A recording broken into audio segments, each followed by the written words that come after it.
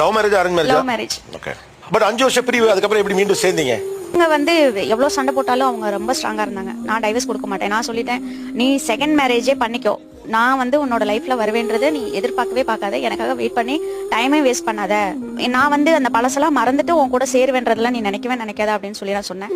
நான் வெயிட் பண்றேன், எனக்கு நம்பிக்கை இருக்கு, நீ வந்து என் கூட சேருவேன்ற நம்பிக்கை எனக்கு இருக்கு, நான் பண்ணதெல்லாம் தப்பு தான், நான் தப்பு இல்லைன்னா சொல்லலை, இனிமேட்டு அப்படி நடக்காம நான் பாத்துக்கிறேன்னு ரொம்ப நாள் அவரு இது பண்ணாரு, கெஞ்சினாரு. எனக்கும் ஒரு மாதிரி இருந்துச்சு.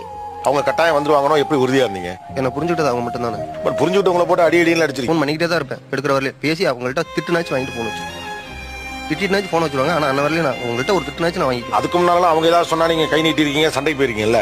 பிரிந்திருந்த காலகட்டத்தில் அவங்க திட்டும் போது நீங்க திரும்ப திட்டவும்ல ஒண்ணுமில்ல பேசாம கேட்டுக்கிட்டீங்க. அப்போ எனக்கு திட்ட மனசு வரல, தப்பு பண்ணது நம்ம தானே. எவ்வளவு மிஸ் பண்ணீங்க உங்க ஒய்ஃபையும் குழந்தைங்களையும்? ரொம்ப நிறையா, என்ன ஏரியாமலே கண்ணு